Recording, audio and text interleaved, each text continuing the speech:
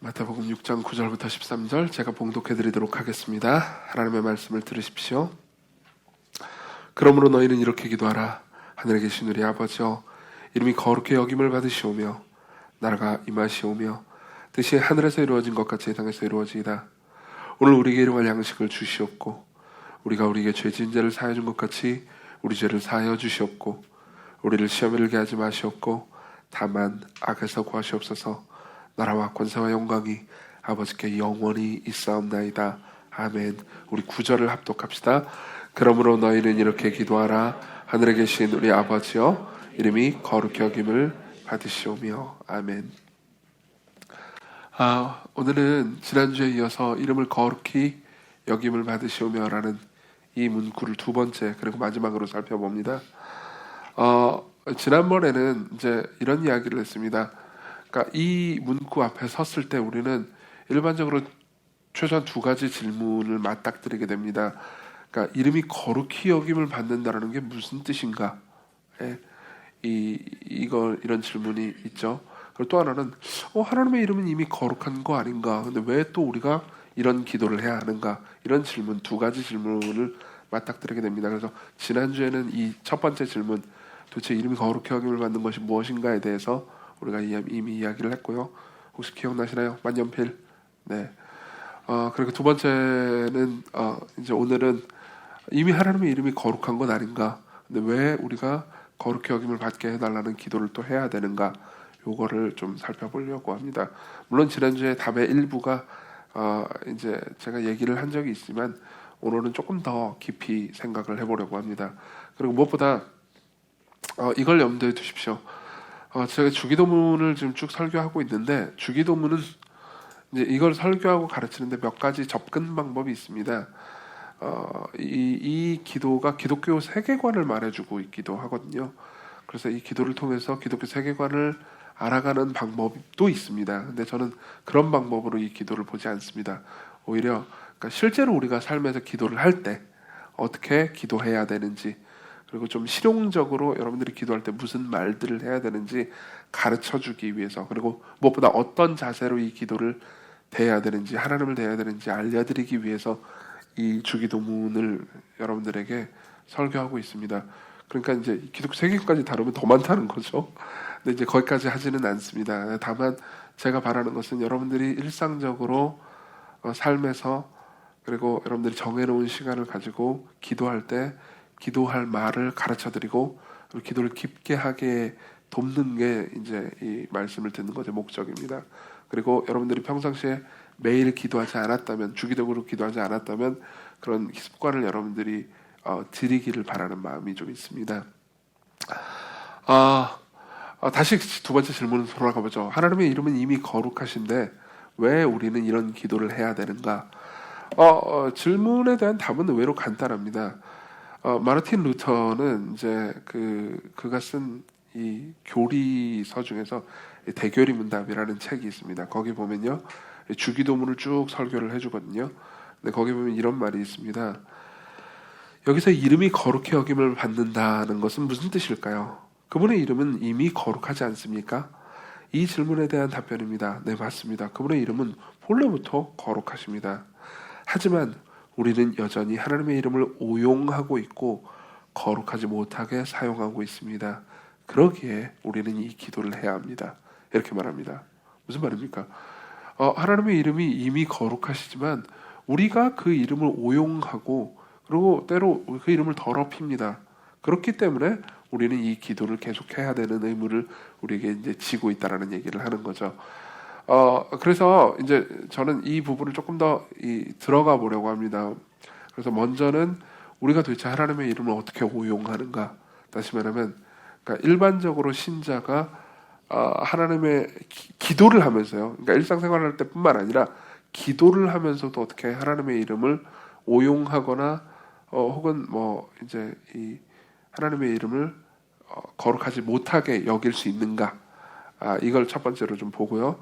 그다음 두 번째로는 하나님의 이름을 오용하고 그분의 이름을 거룩히 여기지 않는 것이, 그분의 이름을 더럽히는 것이 얼마나 나쁜 것인가를 볼 겁니다. 그것이 얼마나 나쁜 것인지에 대해서 구약 성경에 나타난 한 사건을 좀 설명해 주면서 말씀을 드릴게요. 그리고 마지막으로 그렇다면 우리가 실용적으로 실제로 기도를 할 때요, 하나님의 이름을 어떻게 높이고 찬양할 수 있는가, 하나님의 이름을 어떻게 거룩히 여김을 받으시오며라고 기도할 수 있는가, 이렇게 해서 세 번째로 그걸 이제 보고 그다음 말씀을 마치겠습니다. 먼저는 우리는 어떻게 하나님의 이름을 오용하는가, 이걸 좀 생각을 해보죠. 가장 간단한 답은 이겁니다. 여러분들이 기도를 하긴 하지만, 기도를 할 때 심지어 많이 하기도 하지만, 하나님의 이름을 높이며 그분을 찬양하는 말은 거의 혹은 전혀 하지 않을 때 우리는 이미 하나님의 이름을 가볍게 여기는 겁니다. 이렇게 좀 이야기를 해보죠. 여러분들 중에서 기도를 이제 거의 하지 않는 분도 계시고요. 그리고 뭐 식기도 외에 또는 이제 기도를 주기적으로 하시는 분도 계십니다. 저는 이제 물론 기도를 주기적으로 하는 분이 이제 기도를 거의 하지 않는 사람보다 훨씬 신앙이 좋고 하나님과의 관계가 가깝다고 보증해 드릴 수 있습니다. 하지만 이제 기도를 매일 하고 있다고 해서 실제로 올바른 기도를 매일 하고 있다고 말할 수는 없습니다. 뭐냐면은 기도를 하면서도요, 여러분들의 기도의 내용을 자세히 살펴볼 때 무엇을 해달라는 것만 잔뜩 있잖아요. 그러면은 사실 그러니까 내가 예수님의 이름으로 하나님께 나아갈 때 결국은 하나님을 아름답게 여기기보다는 하나님은 그냥 이용만 하고 있는 셈입니다. 삶을 살면서 여러분들이 그런 적이 있습니까? 스스로 한번 생각해 보십시오. 하나님을 찬양해 본 적이 있습니까? 이 질문을 들으면 보통 사람들은 이런 식으로 생각합니다. 아니, 찬양 많이 하죠. 예배 시간에도 방금도 찬송가 불렀잖아요. 그렇죠?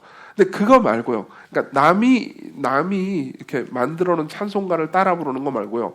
물론 그게 나쁘다는 게 아닙니다. 남이 만들어 놓은 찬송가를 부르면서도 그 가사에 정말로 동조하면서 자기의 마음을 쏟으면서 하나님을 높이는 거 말하는 겁니다. 또는 굳이 음악을 사용하지 않더라도 말로도요, 하나님의 이름을 얼마든지 높일 수 있습니다. 그렇죠? 하나님의 어떤 분이신지, 그리고 그분이 나에게 무엇을 하셨는지, 그리고 그분이 어떤 분이시기 때문에 내가 얼마나 마음이 기쁜지에 대해서 계속 얘기하면서 그분을 찬양할 수 있습니다. 여러분, 이 조나단 에드워즈는 이제 신앙 감정론에서 이런 이야기를 합니다. 그러니까 진정한 신앙이 있는 사람하고요, 그렇죠? 진정한 크리스천이요. 그리고 일반적인 종교인의 가장 큰 차이는 찬양의 유무라고요. 찬양의 유무라고요. 생각해보세요. 어떤 둘의 관계가 있습니다. 예를 들면 부부 관계가 있다고 합시다. 그래서 남편이 아내한테 이렇게 물어봐요. 당신 왜 나를 사랑해요? 그렇죠? 당신 왜 나를 사랑하죠? 그런데 아내가 이렇게 대답합니다. 당신을 만나서 내가 뭐 당신 돈이 많으니까 내가 좀 삶을 편안하게 살게 됐다. 원래 나는 맨날 그 지하방에서 살다가 당신과 결혼해가지고 이제 아파트에서 살게 됐어. 그래서 당신을 사랑해. 이렇게 얘기한다면 뭐 물론 이제 그런 얘기 하는 사람은 거의 없겠죠. 그렇게 얘기한다면은 당연히 이 남편은 모욕을 느끼지 않겠습니까? 그죠? 그러니까 내가 당신에게 주는 그 사랑이 그냥 단순히 이용만 당한다고 느끼게 될 겁니다. 그렇죠? 그런 것처럼 사실 이 남편이 이제 당신 왜 날 사랑해요? 라고 이 질문을 할 때요, 남편이 진정으로 기대하는 것은 내가 유용하다라는 것을 상대방이 말해주기를 원하는 게 아닐 겁니다. 내가 아름답다라는 것, 그러니까 그냥 예쁘다 이런 차원이 아니고, 그러니까 당신이 나를 어떻게 사랑하게 됐고 그 사랑이 그러니까 나라는 존재가 내가 그냥 당신에게 유용한 어떤 것을 제공했을 뿐만 아니라 당신의 마음에 어떤 아름다움을 주었는지를 듣고 싶은 거겠죠. 그죠? 근데 물론 이제 이런 이야기를 들으면 사람들은 뭐 보통 이렇게 생각을 하기도 합니다. 왜 자꾸 이제 하나님은 찬양을 요구하냐? 자꾸 자기가 높여지고 싶어 하는 거 보면은 좀 하나님 쪼잔한 분 같다. 이런 식으로 생각하는 사람들도 있을 겁니다. 예컨대 브래드 피트도 그렇게 말한 적이 있어요. 브래드 피트 아시죠? 그죠? 브래드 피트는 어렸을 때 청소년기까지 교회를 다녔습니다. 그러다가 이제 어렸을 때 신앙을 버린 가장 큰 이유가 하나님 자꾸 자기를 영화롭게 하고 찬양하라고 요구하는 것이 못마땅하고 쪼잔해 보여서 이제 자신이 어렸을 때 신앙을 버렸다고 이야기를 하죠. 근데 잘 한번 생각해 보시죠. 그냥 그렇게만 들으면 이 브래드 피트의 말이 맞는 말처럼 보입니다. 그죠? 하지만 어떤 사람이요, 그죠? 당신과 관계를 맺을 때 나는 당신에게 그냥 일종의 유용한 정도로 거래 관계만 맺기를 원합니다. 그죠? 당신과 더 깊이 가까워지기를 원하지는 않습니다. 당신에게 아름다움을 느낄 정도로 가까워지기를 원치 않습니다. 그건 뭘 의미하죠? 그건 당신은 나를 이용해도 좋지만 나도 당신을 이용하겠습니다. 이렇게 말하는 거예요. 그죠? 많은 사람들이 신앙생활을 이런 식으로 생각합니다. 기독교를 이런 식으로 생각합니다. 그러니까 하나님이 있고요, 내가 있고요. 그리고 내가 하나님께 일종의 종교적 순종을 바치면 하나님께서 내가 필요한 어떤 나를 만족하게 해주고 좋게 여기게 되는 그런 것들을 공급하는 거라고 생각을 하는 거죠. 그렇지만 이 관계가 깊어지는 관계는요. 그러니까 뭔가 좀 다른 것이 있습니다. 예를 한번 들어보죠. 예를 들기 좋은 게 이제 교육자들과의 관계니까요. 저하고 이제 박현진 목사님은 거의 8년을 같이 동역했습니다. 8년을 같이 동역하니까는 이제 굉장히 서로 아는 것도 많고, 물론 모르는 것도 여전히 있겠지만, 아는 것도 많겠죠. 근데 이제 누가 저한테, 실제로 한 몇 주 전에 저한테 어떤 목사님이, 그러니까 이제 8년 동안이나 동역했다던데, 또 박현진 목사님은 어떤 사람입니까? 이렇게 물어보더라고요. 그래가지고 제가 이제 이런저런 얘기를 했어요. 설교도 참 잘하시고, 그리고 사역이 행정도 이렇게 꼼꼼하게 잘하시고 저한테는 큰 도움이 됩니다. 이런 식으로 얘기를 했어요. 그죠? 얘기를 하고 나서 이제 다른 주제로 넘어갔는데 제 머릿속에 무슨 생각이 들었냐면, 근데 이거는 내가 아는 박현진 목사님을 다 설명한 게 아닌데? 라는 생각이 들었어요. 그러니까 뭔가 지금까지 얘기한 거는 이 사람이 나한테 유용합니다라는 얘기를 한 거예요. 근데 마음속에 어떤 생각이 들었냐면 뭔가 그러니까 아주 가볍게 스치듯이라도 죄책감이 남았습니다. 이 사람은 나한테 단순히 유용한 정도의 사람이 아닌데? 예. 그래가지고 이제 말을 했죠. 다시 화제를 돌려가지고 이렇게 얘기를 했습니다. 그다지 음식을 좋아하는 분은 아니에요. 저하고 달리. 그렇죠? 그렇지만 다른 사람과 함께 식사하는 건 좋아하는 사람이죠. 그렇죠?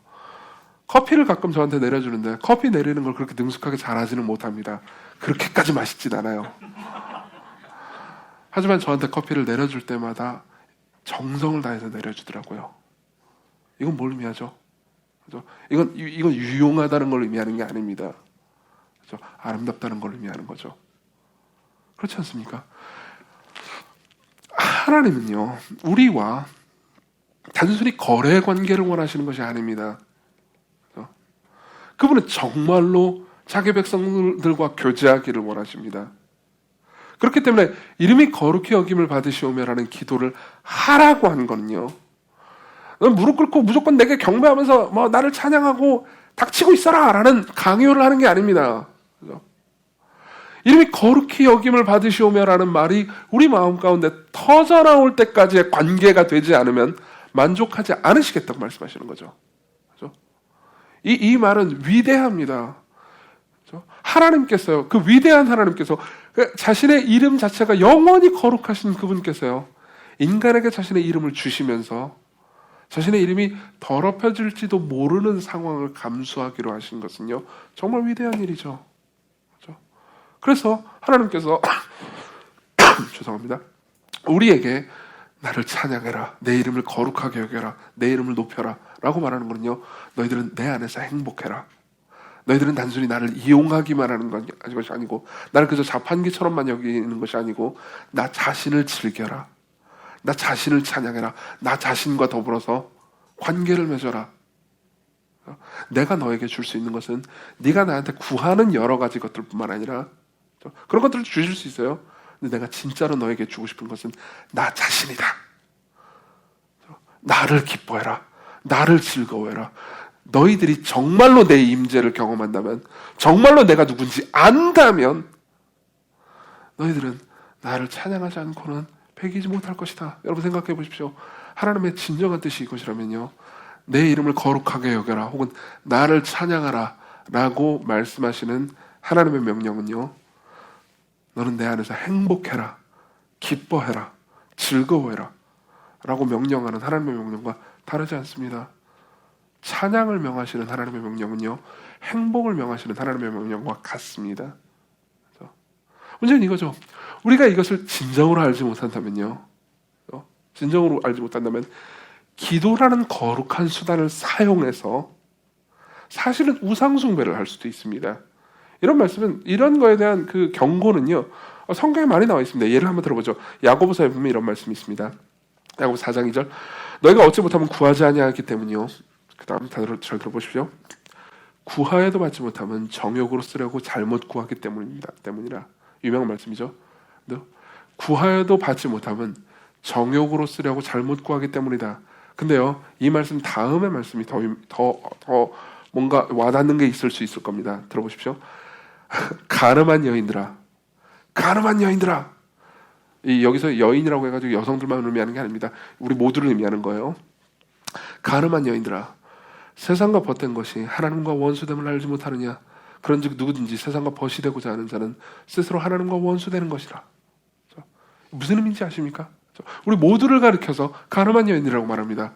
하나님을 남편으로 두시고요, 설정하시고, 그러면서 뭐라고 얘기하는지 아십니까? 너희가 나한테 신용카드를 달라고 했다.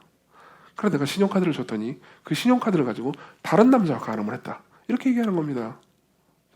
우리가 무엇을 구하든 그 구하는 것을, 그것을 주시는 분보다 더 좋아할 때 우리는 우상숭배를 하고 있는 셈입니다. 우상숭배는 가늠의 다른 말입니다. 하나님 아닌 다른 존재, 하나님 아닌 다른 것으로 만족과 가치와 안정을 얻으려고 하는 거죠. 이건 결혼을 한 사람들이면 누구나 다 아는 겁니다. 결혼을 했는데, 예를 들면 생각을 해봅시다. 내 남편 혹은 아내가요, 다른 이성과 뭐 딱히 성관계를 맺은 건 아니에요. 그래도 내가 아닌 다른 이성으로부터 마음의 안정을 누렸다. 혹은 내가 아닌 다른 이성으로부터, 그러니까 가장 친밀한 존재만이 서로 소통하고 있을 수 있는 진정한 소통을 상대방과 했다. 그러면요, 당장 딱히 성관계가 없었다 하더라도요, 저 사람 간음했다라는 것을 감각적으로 여러분들이 알 수 있을 겁니다. 저는 최근에 이제 부부의 세계를 다 보지 못했어요. 보지 못하고 그걸 보려면 엄청난 에너지가 드는 드라마인 것 같아요, 제가 보기엔. 왜냐하면 그 유튜브에 잠깐 올라오는 비디오 클립만으로도 그 몇 장면 보는 것만으로도 굉장한 에너지가 들더라고요. 근데요, 저는 그걸 보면서 이제 제가 관심 있는 건 그 내용이 아니에요. 내용은 그렇게 관심 없습니다. 뭐 그냥 뻔한 내용이겠죠. 제가 관심 있는 건 댓글입니다. 항상 저는 댓글에 관심이 있죠. 댓글을 보잖아요. 그러면요, 점점 더 확실하게 되는 게 있습니다. 뭔지 아십니까? 간통죄는 우리나라에서 형사상의 죄가 아닙니다. 맞죠? 예. 근데요, 간통죄는요, 사람들의 마음 가운데서 절대로 지울 수 없는 죄입니다. 모든 사람들은 사실 이걸 동의하고 있어요. 형법상으로 죄라고 정의하든 죄라고 정의하지 않든 모든 사람들은요, 간통죄에 분노합니다. 그래서 그 남자 주인공 이름 뭐였죠? 이름 알았는데, 이태우. 네, 맞아요. 남자 주인공이 그런 얘기를 하잖아요. 자기가 이제 간음을 하면서도 사랑하는 게 죄는 아니잖아, 이런 말을 하잖아요. 네. 그러니까 사람들이 밑에 댓글에 야, 희대의 망언이다 그러면서 엄청나게 많이 그 댓글을 달더라고요. 전부 다 분노했습니다. 물론 이제 그 분노를 자극하면서 드라마를 더 보게 하려는 그 작가의 의도겠죠. 그죠? 우린 다 알고 있습니다. 이미 만족을 얻으려고 하는 것 자체로도 간음이라는 걸요. 그죠? 다시 말하면 심지어 기도조차도, 야고보 사도는 이렇게 얘기하는 겁니다. 심지어 기도조차도 진정으로 얻고 싶어하는 것이 하나님 자신이 아니고 하나님이 주는 선물에 불과하다면 우리는 하나님의 이름을 모욕하고 있는 거라고요. 기도를 하면서 하나님의 이름을 모욕하고 있는 중이라고요. 예를 들면 예배도 마찬가지입니다. 예배를 제가 합니다. 예를 들면 제가 예배를 주로 이제 저는 목사니까 예배를 기획하기도 하고요. 그리고 예배를 어떻게 해야 되는지 예전이나 혹은 설교를 구성합니다. 아마도 확실하진 않지만 내년도가 저희가 이제 10주년이 되거든요. 교회 개척. 그때 되면 이제 예배의 예전 일부를 약간 수정을 해야 될 것 같습니다. 이건 이제 나중에 또 시간 되면 말씀드릴게요. 근데 이제 그때마다, 그러니까 예배 학책을 보거나 혹은 예배에 대해서 여러 가지 이렇게 배우게 되죠. 근데 그때마다 이 마음속에서 솔솔 올라오는 소위 이 유혹 같은 것들이 있습니다. 그러니까 이런 것들이죠. 저는 이런 이야기들을 되게 많이 들었습니다. 예배가 좋아야 교회가 부흥한다. 혹은 예배가 좋아야, 뭐 예배가 어떠해야, 예배가 어떻게 사람들의 마음을 감동시켜야 사람들이 많이 오고 뭐 교회가 부흥하고 사람들이 뭐 변화되고 성장한다 이런 이야기들을 많이 들었습니다. 한 교회가 성장하거나 사람들의 마음이 변하거나 이런 것들은 나쁜 게 아닙니다. 그게 좋은 거예요. 그죠? 그렇지만 그게 궁극적 목적이 돼서는 안 됩니다. 예배의 궁극적 목적은 예배 자체입니다. 예배의 궁극적 목적은 하나님을 누리는 것이 되어야 됩니다. 예배의 궁극적 목적은 우리 마음 가운데 하나님과 그분이 하신 일이 마음 가운데 차올라서요. 그죠? 그분을 높이고 그분을 즐거워하는 것이 예배의 목적이어야 됩니다. 예배가 잘 돼야 교회가 부흥한다라고 하면요. 예배의 목적이 교회의 수적 성장이겠죠. 그렇죠? 예배의 궁극적 목적은 예배입니다. 기도의 궁극적 목적은 기도입니다.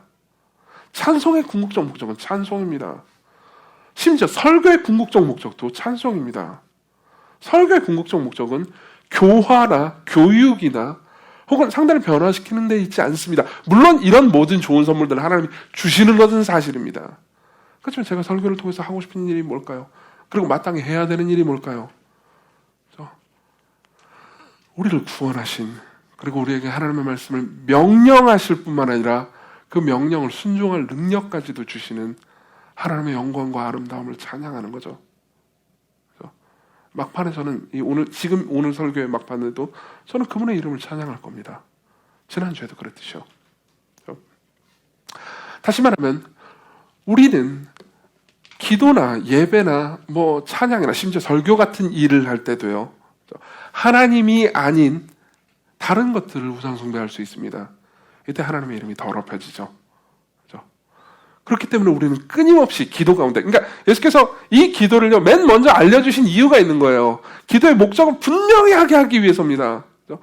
기도할 때마다 이 기도 전체를 통해서 하나님의 이름이, 예수 그리스도의 이름이 영광을 받고 높여지기를 원하는 마음을 먼저 두고요.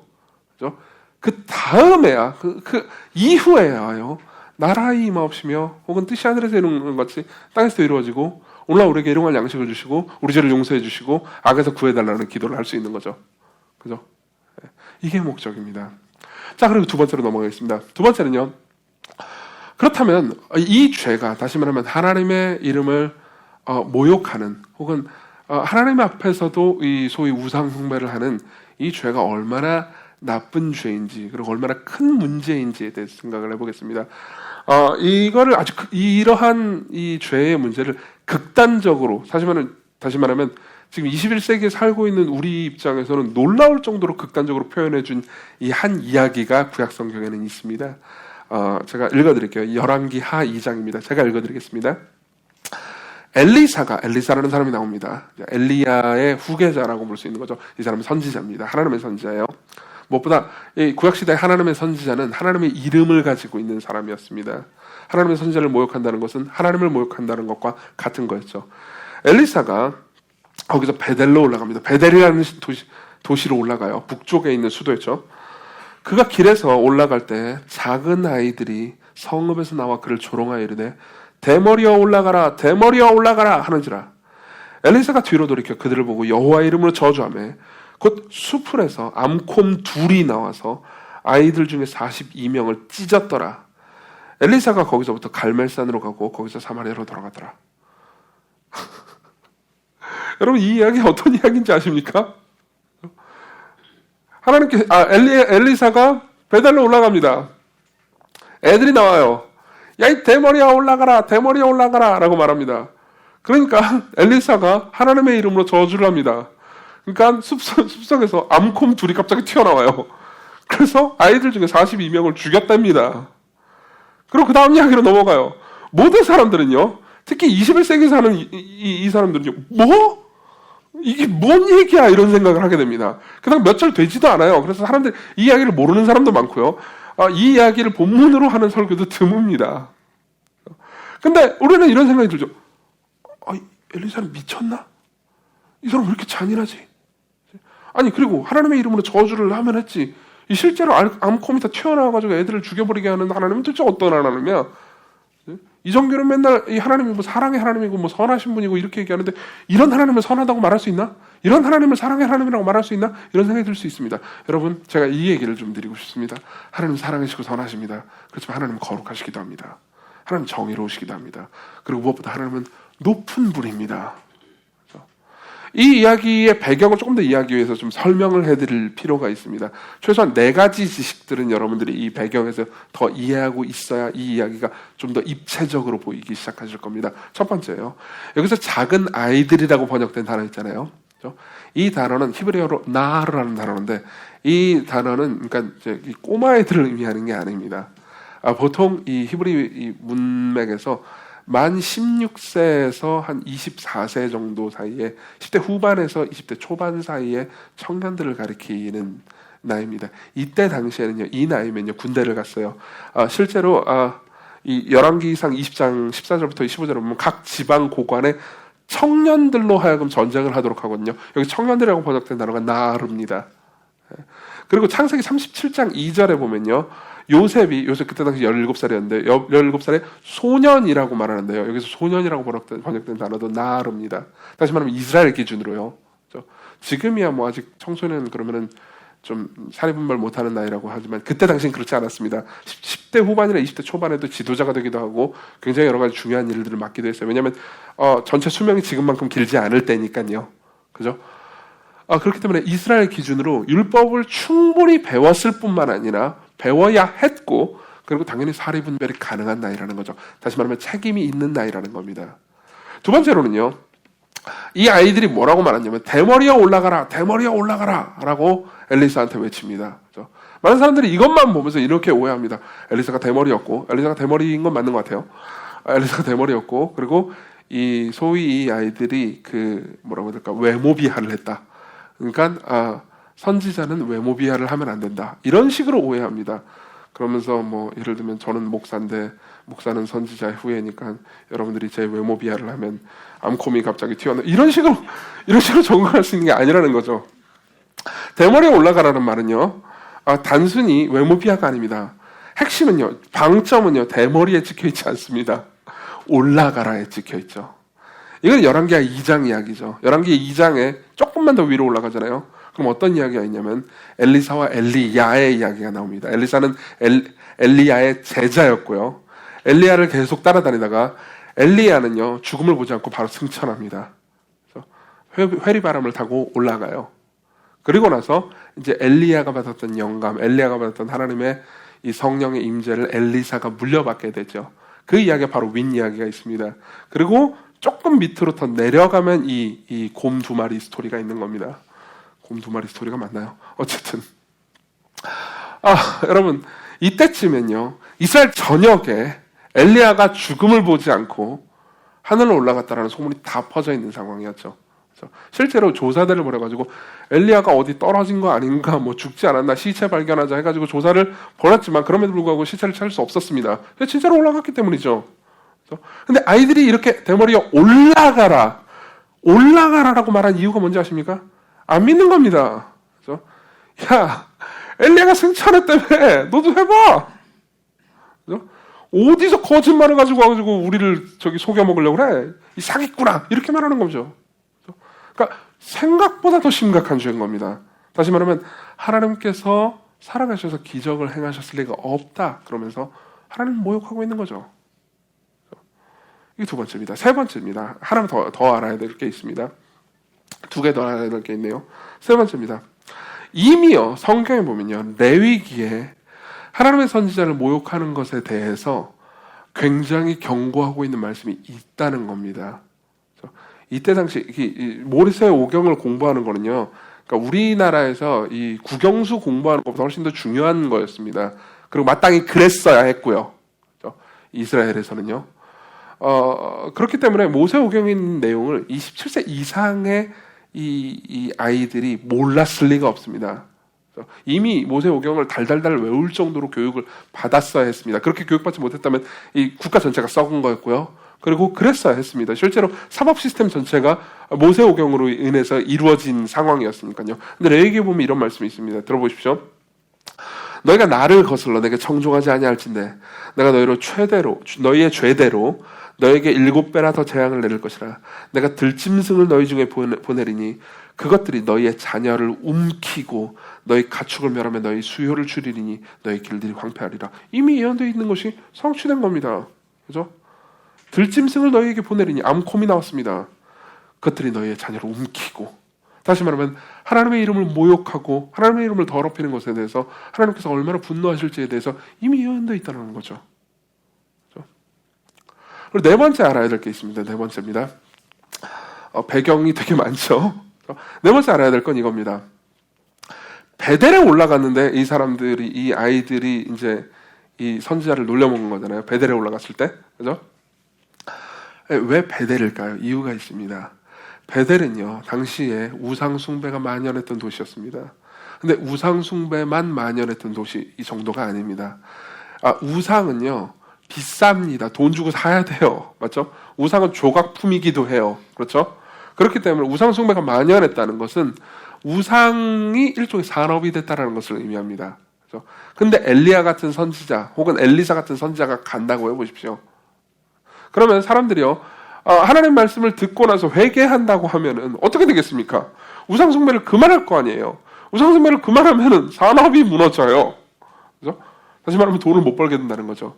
그렇기 때문에 베델에 사는 사람들 입장에서는 하나님의 선지자, 그때는 거짓 선지자들도 꽤 있었어요. 그래서 뭐 우상 숭배 해도 괜찮고 이런 식으로 말하는 선지자들도 꽤 있었거든요. 근데 진짜 선지자잖아요, 엘리사는. 그죠? 사실 그들도 알고 있었다는 거죠. 그죠? 진짜 선지자가 와가지고 말을 해서 누군가 회개하기 시작하면은 주머니 사정에 자질이 생깁니다. 그렇죠? 그러니까 놀려먹은 거죠. 꺼지라고. 그럼 여러분들이 이 이야기가 좀 더 종합적으로 보이십니까? 물론 여기까지 와서도 이건 좀 너무한 거 아닌가라는 생각이 드시는 분이 계실 수 있습니다. 거기에 대해서 그 구약학자인 리처드 넬슨이라는 사람은요, 이 사람은 보수적인 구약학자도 아닙니다. 굉장히 진보적인 사람이에요. 뭐라고 얘기하냐면 이렇게 얘기합니다. 오늘날과 같이 아이들을 신처럼 떠받드는 산업혁명 후기 사회의 관념과 아랑곳하지 않고 고대의 독자들은 이 이야기를 꽤나 통쾌한 이야기로 여겼을 것이다. 이렇게 말합니다. 다시 말하면 실제로 주석의 역사를 살펴보잖아요. 그러면 이걸 알 수 있습니다. 이걸 보면서 사람들이 깜짝 놀랐죠. 사실 이 이야기는 이런 이야기랍니다. 그러면서 이 독자들을 달래려는 시도를 하는 주석은 18세기 이후에 나옵니다. 그 이전에 잘 안 나와요. 18세기 때 걸로 안 나오고 19세기, 20세기 이후의 주석들을 보면 나옵니다. 근데 그 이전의 주석들, 다시 말하면 17세기 이전의 주석들은 그런 시도를 거의 하지 않습니다. 왜 그랬을까요? 그때 당시 사람들은요, 인간이 하나님을 대적한다는 것, 인간이 하나님을 모욕한다는 것이 얼마나 끔찍한 일인지에 대한 감각이 존재했다는 거죠. 그렇죠? 그렇기 때문에 많은 사람들은 이런 식으로 생각합니다. 이 본문을 보면서 이렇게까지 죽일 필요까지 있었나? 그렇죠? 이런 질문을 던지죠. 근데 리처드 넬슨이 말하고 있는 진정 우리가 던져야 되는 질문은 다릅니다. 우리가 던지는 질문, 우리는 보통 이렇게 죽일 것까지 있었어? 이런 생각을 하기 쉽지만요, 우리가 진정으로 던져야 되는 질문은 왜 하나님께서 이토록 하나님의 선지자와 하나님을 모욕했던 사람들을 죽이셨는데 왜 지금 우리는 살려두시는가? 왜 우리도 이렇게 하나님의 이름을 모욕하고 하나님을 멸시하는 짓들을 많이 하는데 왜 하나님께서 우리에게 지금 자비를 베풀어 주시는가? 이게 우리가 진정 던져야 되는 질문이라는 거죠. 그렇죠? 사실 내가 일상적으로 저지르는 죄들이 실제로는 정말 큰 죄구나 라는 깨달음을 가져야 된다는 겁니다. 여러분, 하나님의 이름을 모욕하는 것은, 그분의 이름을 함부로 대하는 것은요, 결코 가벼운 죄가 아닙니다. 결코 가벼운 죄가 아닙니다. 그렇죠?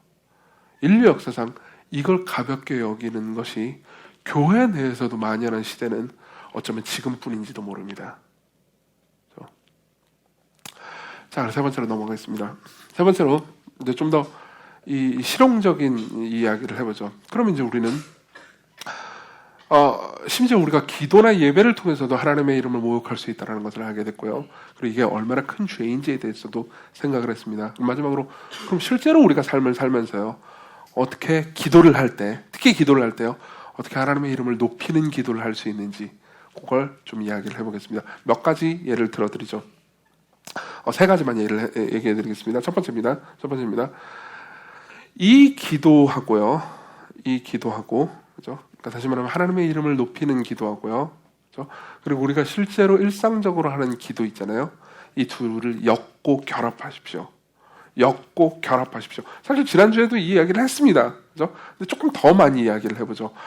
지난주에는 이제 주로 우리 개인적인 그 사정을 기도할 때, 예를 들면 뭐 우리 삶을 돌봐달라든가 고난에서 건져달라든가, 이때 어떻게 하나님의 이름을 높이는 것과 내 개인적인 사정을 구하는 기도를 엮을 수 있는지에 대해서 얘기했잖아요. 오늘은 좀 더 그러니까 남을 위해서 기도하거나 교회를 위해서 기도하거나 혹은 세상을 위해서 기도할 때 어떻게 하나님의 이름을 높일 수 있는지에 대해서 이야기를 해보죠. 예를 몇 개 들겠습니다. 제가 설교를 하기 전에 어떤 설교를 해야 되는지, 그리고 어떻게 설교를 돌보아달라고 기도하는지에 대해서 여러분들에게 알려드리겠습니다. 이걸 여러분들이 알면 저를 위해서 여러분들이 같은 내용으로 기도할 수 있을 거라고 생각하기 때문입니다. 제가 이제 설교를 하기 전에 과거에는 이렇게 기도를 많이 했습니다. 하나님, 설교를 할 때 설교가 사람들한테 잘 들리게 해주시고 즐겁게 들리게 해주시고, 그리고 설교를 통해서 사람들이 은혜 많이 받고 변화되고, 특별히 변화 안 되는 개 있잖아요. 개 오늘 이 설교 듣고 변화되게 해주시고, 뭐 이런 식으로 보통 이런 식으로 기도했습니다. 이 기도가 나쁘다는 건 아닙니다. 근데 자신의 기도를 제가 이제 가만히 분석해 본 결과 이 기도 이면에는요, 하나님이 이용하려는 마음이 있다는 것을 알게 됐습니다.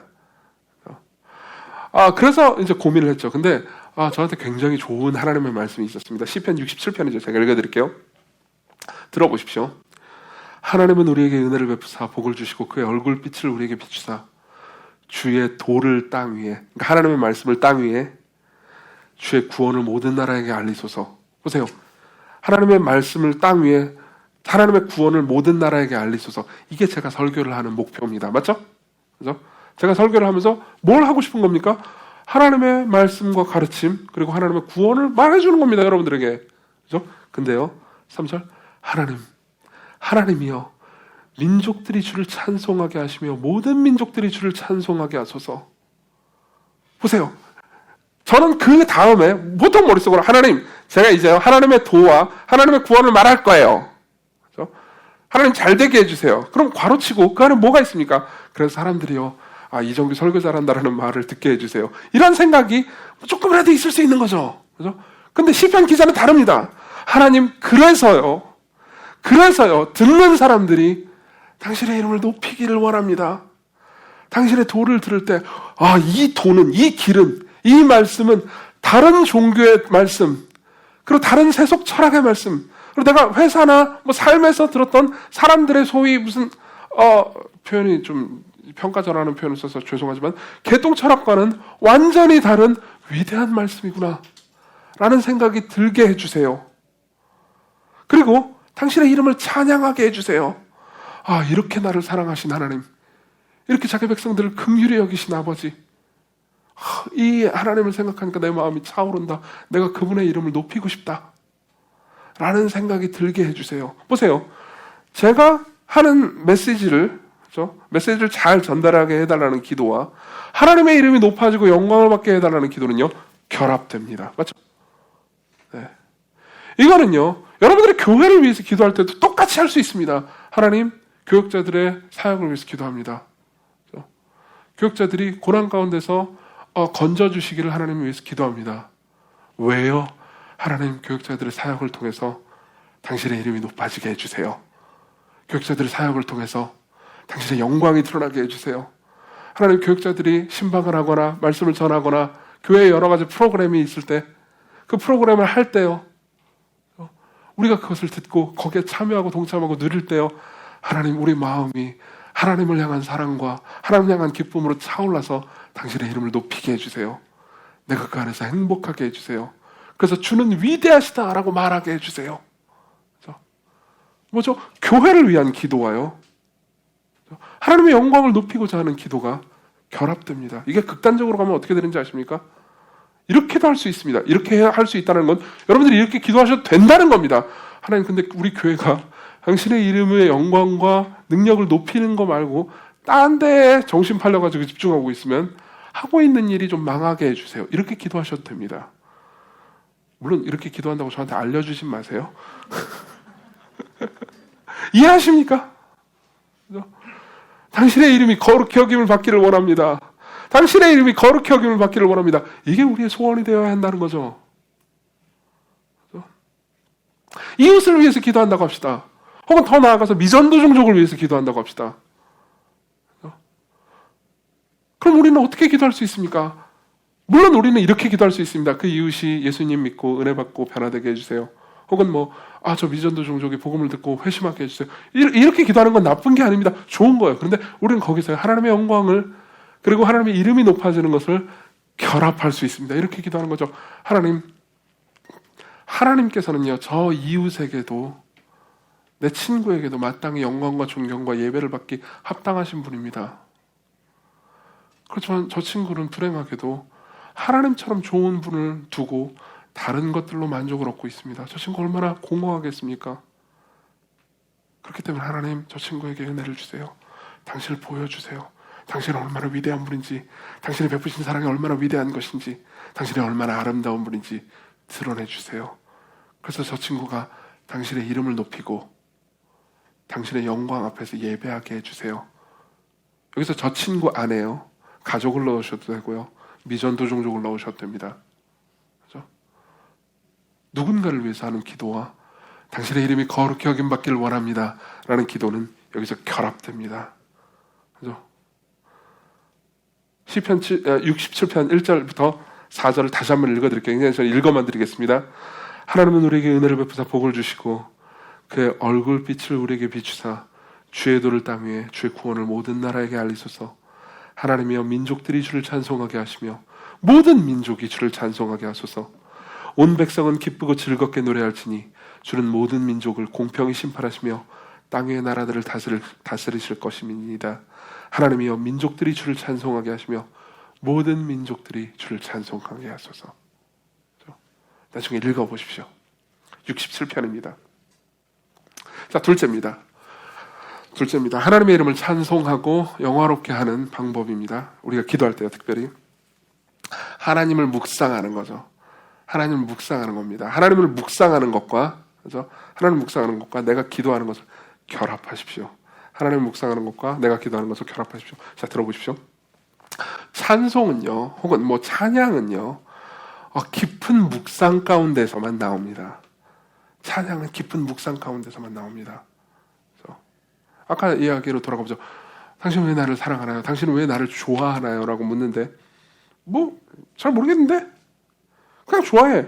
그럼요, 상대가 어떤 존재인지 깊이 묵상하지 않았다는 겁니다. 재밌는 얘기를 해드리죠. 영화는 늘 90년대 영화가 제일 좋습니다. 90년대 영화를 많이 봤으니까요.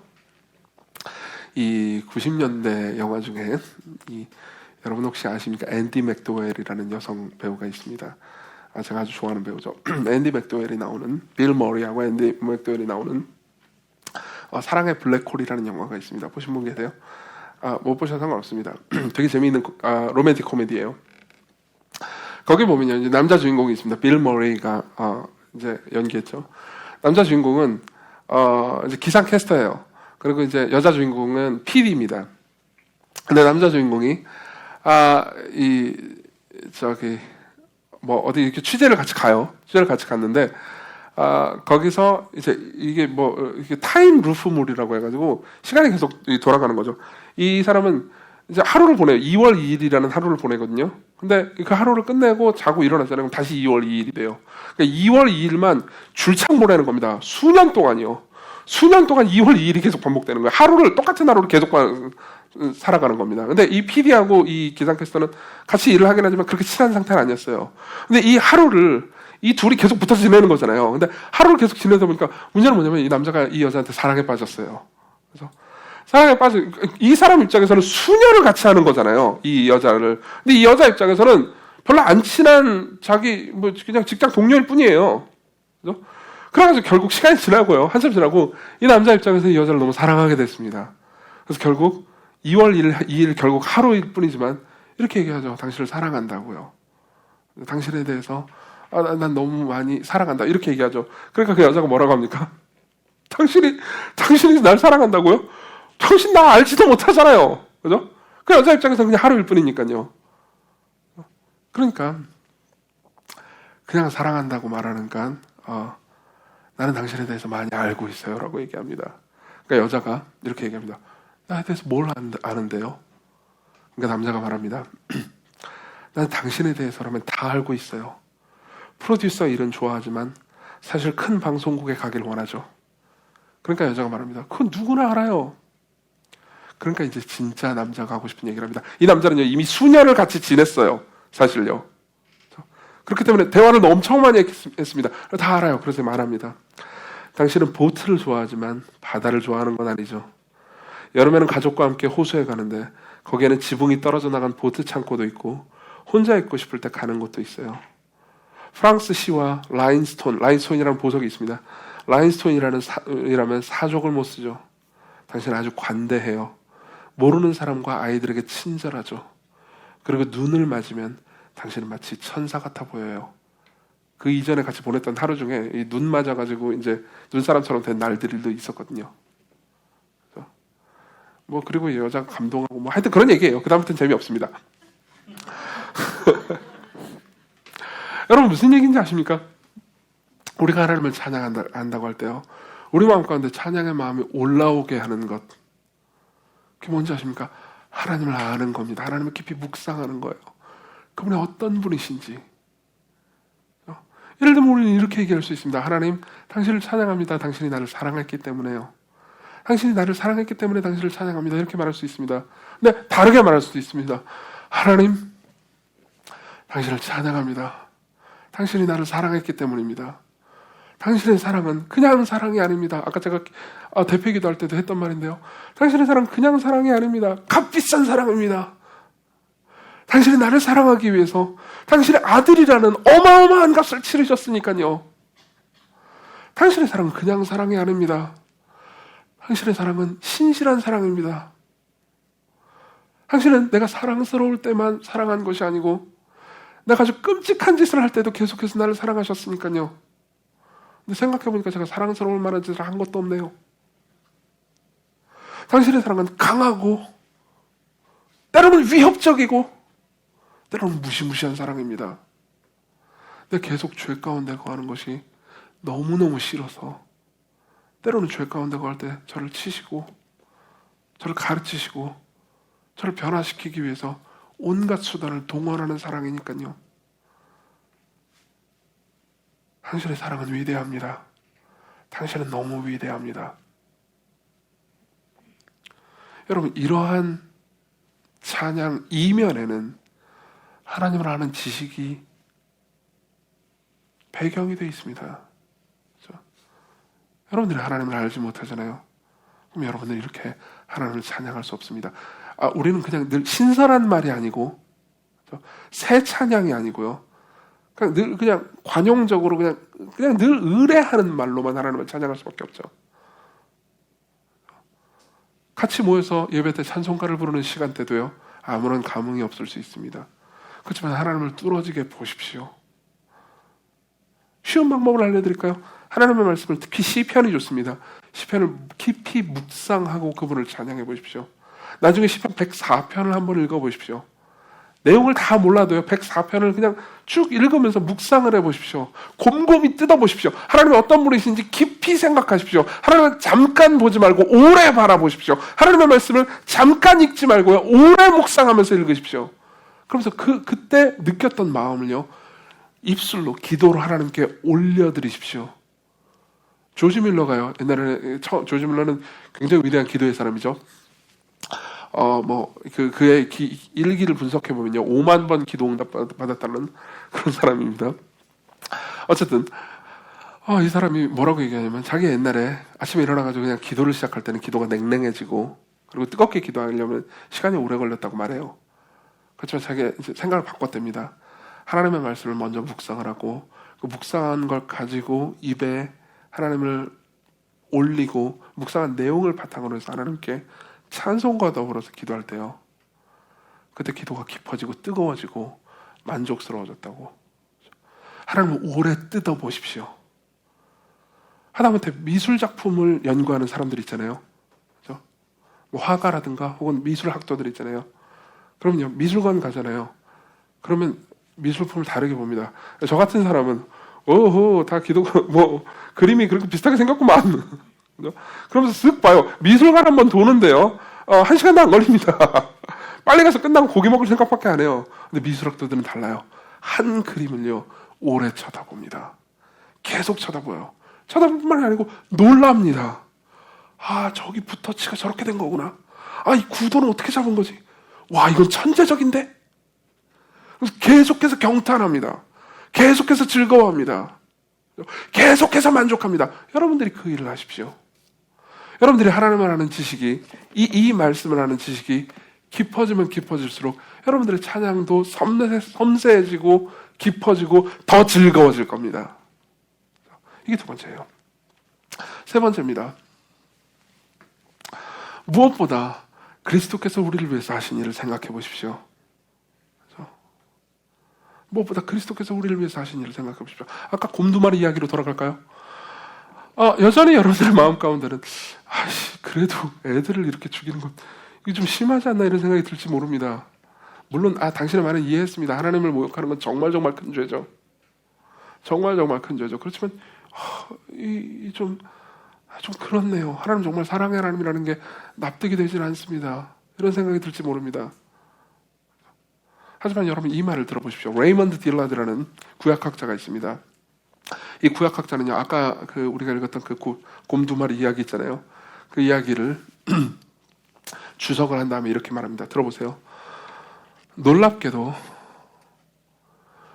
이스라엘의 아이들은 겨우 하나님의 선지자를 놀려먹었을 뿐이지만 나중에 이스라엘 백성들은 하나님의 선지자 정도가 아니고 하나님 자신에게 똑같은 조롱을 퍼부었다.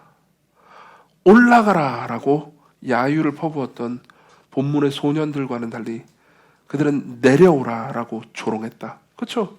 실제로 십자가 앞에서 사람들은요, 네가 진짜 메시아야? 네가 진짜 하나님의 아들이야? 그럼 내려와봐! 이렇게 얘기했죠. 그들은 이렇게 말했다. 그가 남은 구원하였을 때 자기는 구원할 수 없도다.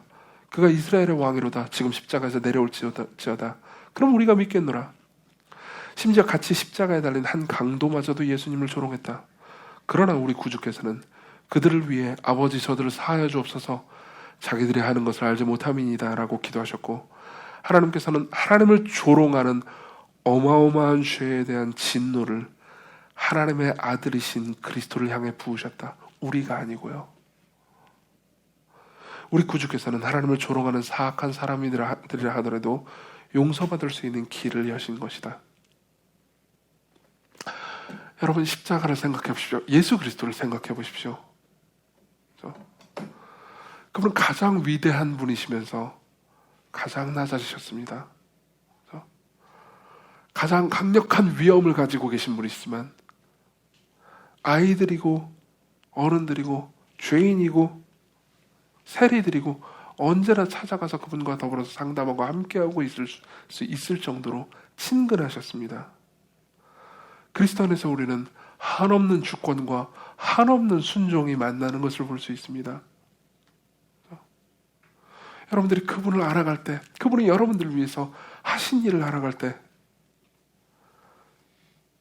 여러분들이 자기 자신의 죄가 얼마나 큰지 알아감과 동시에 그리스도께서 그 죄를 대신하여 죽으셨다라는, 버림받으셨다라는, 그토록 우리를 사랑하셨다라는 것을 알아갈 때 여러분들이 진정으로 찬양하게 될 수 있습니다. 여러분들의 기도는 정말로 의미 있게 될 수 있습니다. 우리의 기도는 억지로나 인색함으로 드리는 기도가 아니고요, 헌금만 그렇게 드리는 게 나쁜 게 아니에요. 기도도 마찬가지입니다. 기쁨과 만족 가운데서 드릴 수 있는 기도가 되는 거죠. 그리스도께로 오십시오. 그분이 여러분들의 기도의 주인이 되십니다. 여러분들의 찬양의 대상이 되십니다. 여러분들을 만족하게 하십니다. 우리 기도합시다.